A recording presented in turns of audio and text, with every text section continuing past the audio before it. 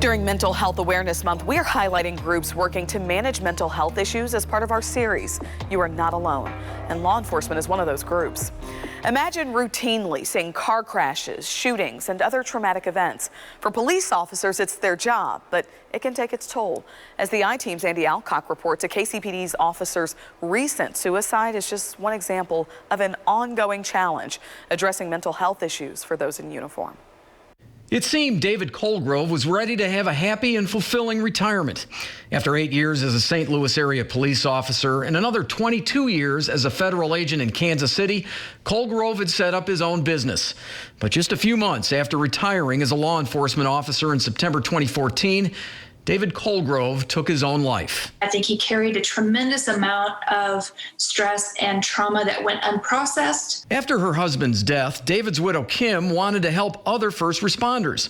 A meditation and mindfulness teacher in the corporate world, she decided to bring that training to first responders. In the last 6 years, she's trained thousands of first responders in Missouri, Kansas, and elsewhere with her Pause First Academy. We're focused on holistic wellness, work-life balance, resilience training, and trauma recovery. It's a spiraling thing. That's why mental health is so important for not only police officers, but all first responders. Major Darren Ivy with the Kansas City Police Department works as a trainer with Kim Colgrove. Recently, Ivy was the department's contact person for the family of a KCPD officer who took his own life. It's very devastating for all involved, especially the family. According to the police mental health awareness group BlueHelp.org, in 2019, 239 police officers died by suicide across the country. By contrast, 44 officers died in the line of duty in 2019. We're killing ourselves at a rate of 4 to 1. You tell me, are we doing a good enough job? I don't think so. I'm being told that she is going to be on that bridge. I promise you I can help you.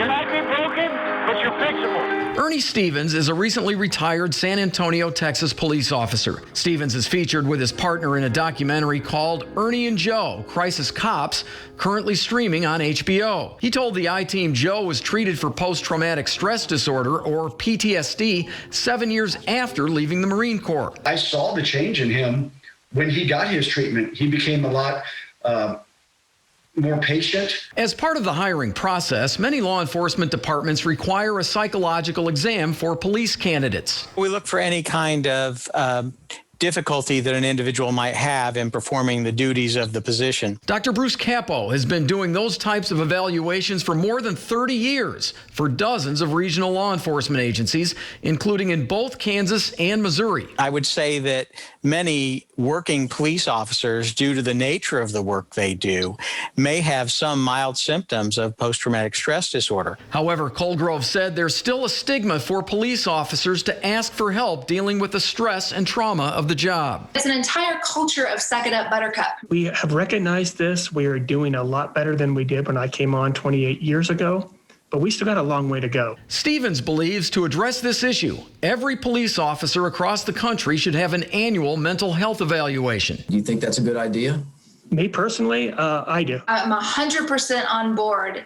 I think there should be a whole lot of mental health support in all of these first responder agencies. Kim's goal is to cut into that first responder suicide rate as much as possible so other families don't have to endure the same pain as her family. I'm investigator Andy Alcock, 41 Action News. Kansas City FOP President Brad Lemon says he's currently working with state lawmakers on a plan for mental health evaluations for officers every 3 to 5 years. He believes that time frame would be more cost effective and would prevent a loss of man hours on the street compared to doing evaluations every year.